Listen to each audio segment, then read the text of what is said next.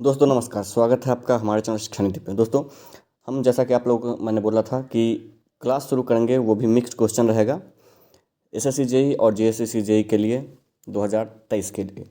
अब इसमें मैं अपना क्लास शुरू करने जा रहा हूँ। आप लोगों को सिर्फ क्वेश्चन और उसके आंसर्स ही रहेंगे, तो आप लोगों को बस ध्यान से सुनना है। आज फर्स्ट डे है, मेरे पास थोड़ा क्वेश्चन भी कम है। क्वेश्चन कम नहीं है, दरअसल बात यह है कि टाइप करने में बहुत प्रॉब्लम हो रही है, क्योंकि मैं टाइपिंग उतना मेरा अच्छा नहीं है, जिसके कारण कि टाइप करने में बहुत ज़्यादा टाइम लग रहा है, जिसके कारण कि 30 क्वेश्चन ही टाइप हो पाया मुझसे। कोशिश करूँगा जैसे ही स्पीड बढ़ेगा या फिर जैसे ही मुझे दूसरा मेथड मिलेगा जल्दी काम करने का, मैं इसका क्वेश्चंस बढ़ाते जाऊँगा। तो फिलहाल इन 30 क्वेश्चंस को आप लोग ट्राई करें और कैसा लगा वो भी हमें बताइएगा, क्योंकि इससे आप लोग जैसे ही फीडबैक देंगे हमें आगे काम करने की मंजूरी भी मिलेंगी और आगे काम करने की सोच भी मेरी बढ़ेगी कि नहीं, आप लोगों की तरफ से अच्छा फीडबैक आ रहा है तो मैं आप लोगों के लिए ज़रूर ये काम करूँ और आप लोगों के लिए ज़रूर मैं क्लास करवाते रहूँ। फिलहाल आइए चलते हैं, क्वेश्चंस देखते हैं और इन क्वेश्चंस के आधार पे आप लोग दोस्तों के साथ शेयर जरूर करेंगे और उनको भी बताएंगे कि हाँ क्वेश्चन सब शुरू हो गए हैं। आप लोग रोज़ 5 बजे शाम को मैं कोशिश करूँगा डालने का, आप लोग 7-8 बजे तक देख लीजिएगा। आइए दोस्तों देख लेते हैं SSC JE and JSSC JE class 5 शिक्षा नीति। देखिए सबसे पहले बात करते हैं दोस्तों पार्ट की। पार्ट क्या है तो इसके बारे में देख लीजिए कि it stands for programme evaluation review technique. आप लोग याद रखेंगे, ये आपको फुल फॉर्म पूछ सकता है। इसका फुल फॉर्म हो गया programme evaluation review technique. In part 3 times estimation are made. उसमें तीन एस्टिमेशन होता है। 3 एस्टिमेशन में क्या क्या है? Optimistic time estimate, most likely time estimate और उसके बाद पेसिमिस्टिक टाइम एस्टिमेट। इसके बाद बात कीजिए कुछ एक्स्ट्रा पॉइंट इसके लिए, वो ये है कि in part cost is assume to be directly proportional to time और this is suitable for new type of project. ये नए प्रोजेक्ट के लिए सुटेबल रहता है। अब देख लेते हैं कि ट्रांसपोर्टेशन ऑफ सॉइल क्या है। सॉइल जब कब ट्रांसपोर्टेशन का सॉइल का होता है कब, और उसका क्यों क्या नाम देते हैं। अगर बाय एयर होता है ट्रांसपोर्टेशन, मतलब हवा से उड़ के आया जो होता है उसको एलियन सॉइल बोलते हैं। उसके बाद सी समुद्र वाले को मरीन सॉइल। ये तो सोचने वाली बात है। मरीन ड्राइव से याद आप लगेगा, मरीन ड्राइव जो है वो सी कोस्ट, हाँ सी कोस्ट है। उसके बाद बात करें तो लेक, जो तालाब वगैरह का, तो उसके लगे स्ट्राइन सॉइल बोलते हैं ना। तो ये देखिए सी का मरीन छोड़ दीजिए तो एयर का एयोलिन नाम सी लगता है, एल्स का लैक्स्ट्रेन और वाटर का एलुवियल सॉइल। ठीक है। अब आपको करना है क्या, व्हाट इज रेन गेज। देखिए रेन गेज का आपको डेफिनेशन कभी भी पूछ सकता है, ये आप याद रखिएगा और उसके बारे में आप देख लीजिए। तो रेन गेज क्या है? Rainfall is expressed in terms of depth to which rainfall water should stand on an area if all the rain were collected on it। कब हुआ? rainfall is expressed in terms of depth of which rainfall of water, अब देख लीजिए rainfall of water stands on an area if all the rain were collected on it। Rain gauge में rain collect होगा। Minimum area of rain gauge आप देख लीजिए, question इसका answer हो गया 5.5 इंटू में 5.5 मीटर, मतलब कि आप देख सकते हैं 5 बाई 5 का, 5.5 बाई 5.5 का होना चाहिए। इसके बाद क्या है? Also should be generally fixed in an open space. ठीक है। इसके बाद बात करते हैं इरिगेशन कैनाल। इरिगेशन कैनाल क्या हुआ देख लीजिए, irrigation canal are aligned on, question है irrigation canal are aligned on. इसका आंसर है irrigation canals are generally aligned on watershed. अब क्या है? Watershed canals are perpendicular to control lines. उसके बाद क्या है? वाटर शेड लाइन क्या है? कंट्रोल लाइन्स के परपेंडिकुलर होता है। ये सब आपको जो कभी भी ऑप्शन में आ सकता है, क्वेश्चन में आ सकता है कि watershed are perpendicular to which lines. आप कभी भी तो उसका अपन आसानी से दे सकते हैं। अब देख लिए irrigation of to the both side of canal so that culturable command area is large for irrigation, CCA इसको बोलते हैं। बोथ साइड करने से आपका जो कल्चरेबल कमांड एरिया होगा वो लार्ज होगा। इसके बाद बात करते हैं what quality should be in watershed line. Watershed line का क्वालिटी क्या होना चाहिए, इसके बाद बारे में है कि the watershed line do not cross the drainage line. Drainage line को वाटर शेड लाइन क्रॉस नहीं करना चाहिए। And hence cross drainage CR हो गया दोस्तों गलत। The hence cross drainage work are not required. इसमें क्रॉस ड्रेनेज वर्क का रिक्वायरमेंट नहीं होता है। इसके बाद है अगला क्वेश्चन दोस्तों, diameter of cylinder in Le Chatelier apparatus. आप देख लीजिए diameter of cylinder in Le Chatelier apparatus में जो साउंडनेस टेस्ट यूज करने के लिए हम लोग यूज़ करते हैं उसका डायमीटर क्या होता है? तो 30 mm। आप देख लीजिए इसमें 2 क्वेश्चन आपका हो गया। लीच एटलियर का एपरेटस का यूज़ कहाँ होता है? तो आपका साउंडनेस टेस्ट में होता है दोस्तों। अगर बात करें कहाँ, कितना mm का होता है, तो उसका डायमीटर होता है 30 mm का। उसके बाद क्या है, फ्लैकी एग्रीगेट। एग्रीगेट क्या होता है, फ्लैकी एग्रीगेट आप देख लीजिए, an aggregate is said to be flaky if at least dimension of is less than, उस एग्रीगेट का डायमेंशन क्या होगा, 0.6 टू 3/5 या 3/5, ये दोनों एक ही होता है, of the it's mean dimension. Aggregate के मीन डायमेंशन, अब देखिए लीस्ट डायमेंशन जो उसका जो सबसे कम डायमेंशन होगा इज लेस देन 0.6, उसका भी उसका जो मीन डायमेंशन उसका भी 0.6 से कम हो, applicable to size larger than 6.3 mm, आप देख लीजिए। उसके बाद क्या है दोस्तों, अगला क्वेश्चन हमारा है elongation index test. Elongation index क्या है, टेस्ट क्या है, percentage by weight of particles whose greater dimension, आप देख लीजिए, percentage by weight of particles whose greater dimension is more than 1.8 times, जिसका जो ग्रेटर डायमेंशन हाईएस्ट डायमेंशन जो होगा वो 1.8 टाइम्स मीन डायमेंशन का होगा, ठीक है, पार्टिकल का। उसके बाद क्या है, applicable for size larger than 6.3, इस ये भी वही है जो आप देख सकते हैं फ्लैकी एग्रीगेट में, वही है, वहाँ उसी में होता है, ठीक है। स्ट्रेचर बॉन्ड, अब स्ट्रेचर बॉन्ड का क्या है, यहाँ देख लीजिए, इसका आंसर है स्ट्रेचर बॉन्ड क्या होता है, in this bond all the bricks are laid with the lengths parallel to their, sorry दो बार टाइप हो गया, parallel to the longitudinal walls direction of walls, this bond is only used for half brick, ये कहाँ होता है, half brick में use होता है, या 10 mm थिक पार्टीशन वॉल। तो स्ट्रेचर बॉन्ड कहाँ अधिकतर यूज़ होता है, ये आपको एक क्वेश्चन हो गया कि कहाँ, तो पार्टीशन वॉल में यूज़ होता है। उसका क्या थिकनेस होता है, तो 10 सेंटीमीटर होता है, अब parallel to longitudinal direction of wall, ठीक है। अब देख लीजिए हेडर बॉन्ड। हेडर बॉन्ड क्या होता है दोस्तों, मतलब जो है उसके साथ ही हम रिलेटेड कर सकते हैं। In this type of bond all the bricks are laid to be headers towards, इसको हम ये होता है ना चलिए इसको हम 5 इंची का बॉल बोल देंगे और इसको हम 10 इंची का बॉल बोल देंगे, जो अपने भाषा में बोलते हैं लोकल बॉल भाषा में। तो in this type of bond all the bricks are laid to headers towards the face of the wall, this is use to one big thick wall and also useful for curved wall construction. चलिए curved wall जो construction होता है उसमें header का use किया जाता है। अब देखिए क्रिटिकल एक्टिविटी क्या है, critical activity is activity which has या विच एज कर दीजिए, विच हैज़ जीरो फ्लोट और जीरो स्लैक। आप लोग समझ गए होंगे कि जहाँ जीरो फ्लोट और जीरो स्लैक होगा वहाँ क्रिटिकल एक्टिविटी होगा। पोरोसिटी का आप देख सकते हैं definition, sorry formula E/1+C, where E is void ratio, ठीक है। तो यह सब वैसे आप जानते होंगे।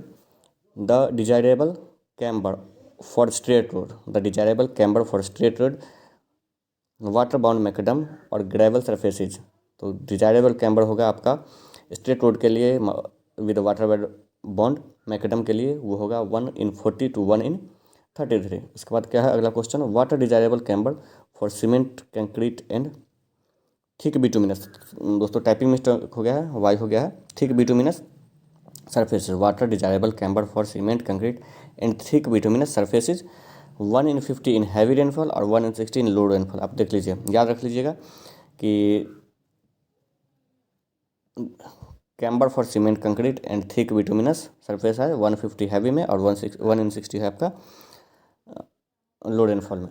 उसके बाद अगर बात करें अगला क्वेश्चन है for thin bituminous surface water desirable camber for cement concrete 1/40 for heavy rainfall और 1/50 फॉर लो रेनफॉल। उसके बाद क्या है desirable camber for cement concrete and for earth road, जो मिट्टी वाला रोड होता है उसके लिए है 1/25 फॉर हैवी रेनफॉल और 1/33 फॉर लो रेनफॉल।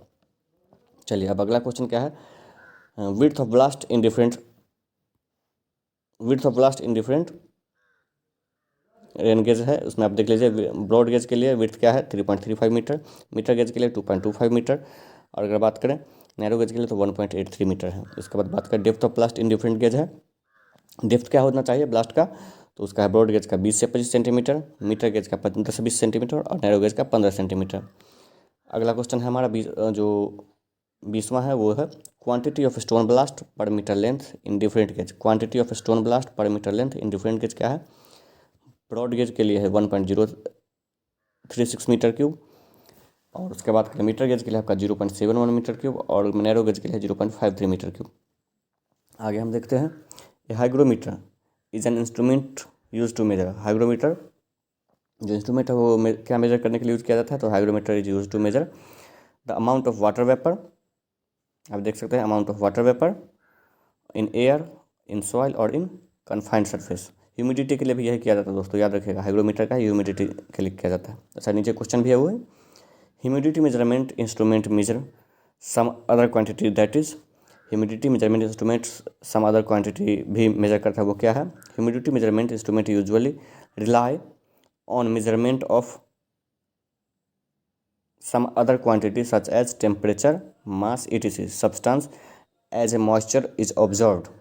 अब देख लीजिए इसमें क्या कह रहा है कि ह्यूमिडिटी जो है, ह्यूमिडिटी मेजरमेंट इंस्ट्रूमेंट जो है वो ह्यूमिडिटी के अलावा वो क्या मेजर करता है? मास भी और टेम्परेचर भी मेजर करता है। आप देख लीजिए जैसे टेम्परेचर हाई होगा मास उसमें से ह्यूमिडिटी रिमूव होगा, ह्यूमिडिटी रिमूव होगा तो मास, एग्जैक्ट मास उस सब्सटेंस का आ जाएगा विदाउट ह्यूमिडिटी।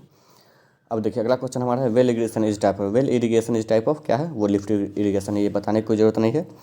उसके बाद है ट्यूबवेल, इसको कल मैं आगे से मैं जो भी करवाऊँ क्वेश्चन उसमें मैं थोड़ा इसको डार्क से लाइट कर दूंगा, आप लोग टेंशन ले, अभी थोड़ा फर्स्ट डे था तो थोड़ा अनुभव कम है। अब क्या है tubewell, tubewell and well, well मतलब ये हो गया आपका कुआं और ये ट्यूबवेल आप समझते हैं, वेल कम्स अंडर, तो ये दोनों भी आते हैं लिफ्ट इरीगेशन के अंदर ही आते हैं। उसके बाद अगला क्वेश्चन जो हमारा है वो ये है प्लेट लोडिंग टेस्ट। आप देख लीजिए plate loading test is use to calculate according to IS 188 1888 is to 1992। Plate loading test is use to calculate according to IS 188 is to 1992। तो क्या है? प्लेट लोडिंग टेस्ट यूज किया जाता है ultimate bearing of capacity of soil जांच करने के लिए। उसके बाद क्या allowable bearing pressure corresponding to a particular permissible settlement of foundation, allowable bearing pressure corresponding to a particular permissible settlement of foundation, आप देख सकते हैं उसको टेस्ट करने के लिए हो जाता है। अब देख लीजिए कितना अलाउेबल बेयरिंग प्रेशर है। उसके बाद क्या है अगला उसी में है कि it is only cohesionless soil, उसके लिए यूज़ किया जाता है plate bearing test, loading test. उसके बाद क्या है, तो ये भी आपके लिए क्वेश्चन हो गया कि प्लेट लोडिंग टेस्ट कब यूज़ किया जाता है? तो कोहेशनलेस सॉइल के लिए। इन सॉइल में दोस्तों स्टील में नहीं है, सॉइल के लिए है। It is short duration test, ये जो है शॉर्ट ड्यूरेशन टेस्ट है ये plate loading test. Hence settlement is only the immediate settlement, it can not measure the consolidated settlement, ये कंसोलिडेटेड सेटलमेंट मेजर नहीं कर सकता। अब क्या है अगला क्वेश्चन हमारा? अगला क्वेश्चन हमारा for complete hydration of water required by wait, sorry ये दोस्तों बाई मिस्टेक हो गया, ये for complete hydration of water नहीं, ये ब्रिक होगा। For complete hydration of brick water required by wait है वो क्या है? 23%। For complete hydration of water नहीं दोस्तों, क्या है? ब्रिक। ब्रिक के लिए कितना होगा वाटर रिक्वायर्ड? आप देख सकते हैं 23% वाटर बाई वेट हो जाएगा। अब देख लीजिए द विड्थ, ये विथ हो गया, सॉरी विड्थ होगा दोस्तों, WIDTH विड्थ, चौड़ाई। धीरे धीरे सब सही हो जाएगा। The width of carriageway, the width of carriageway for a 2 lane road with raised curbs as recommended by IRC के द्वारा जो रिकमेंडेड कर्व्स होता है वो कितना होता है? तो 7.5 मीटर होता है 2 लेन के लिए। उसके बाद अगर बात करें पार्टीशन वाल, पार्टीशन वाल क्या है? तो it is a dividing partition between 2 adjoining building, 2 building के बीच का डिवाइड है। It means to separate 2 owners land and building. उसके बाद क्या है अगला क्वेश्चन हमारा कैविटी वॉल। कैविटी वॉल क्या होता है वो आप देख लीजिए। कैविटी वॉल दोस्तों जो होता है वो आप देख लीजिए इसका भी। This is a type of wall that have hollow space, जिसमें कि हॉलो स्पेस हो मतलब खाली जगह हो, आप लोग जानते ही हैं, इसका मतलब भी आप समझते हैं। It is also called hollow wall, इसको हॉलो वॉल भी कहते हैं। साइज शुड बी बिटवीन 4 से 10 सेंटीमीटर का साइज़ होना चाहिए, किसका? कैविटी वॉल का। उसके बाद अगर इसका एक पॉइंट और आप देख लीजिए, 3 इसमें क्वेश्चन आपका हो गया दोस्तों। कहाँ कहाँ इसको क्या बोला जाता है? एक हॉलो वॉल भी बोला जाता है। हॉलो स्पेस में तो ये तो हालांकि कोई बड़ी बात नहीं है, 2 वॉल के बीच हॉलो स्पेस। और उसके बाद क्या है? It gives better, sorry size भी इसका हो गया 4 से 10 सेंटीमीटर में होता है। It gives better thermal insulation, ये क्या से बचाता है? आपको गर्मी से बचाता है। और साउंड इंसुलेशन, इसमें साउंड भी आपको बाहर का बहुत कम आएगा। इसके बाद क्या है? Curtain wall. कर्टेन वॉल क्या है वो देख लीजिए दोस्तों। कर्टेन वॉल जो है वो curtain wall system is an outer covering of a building, क्या है?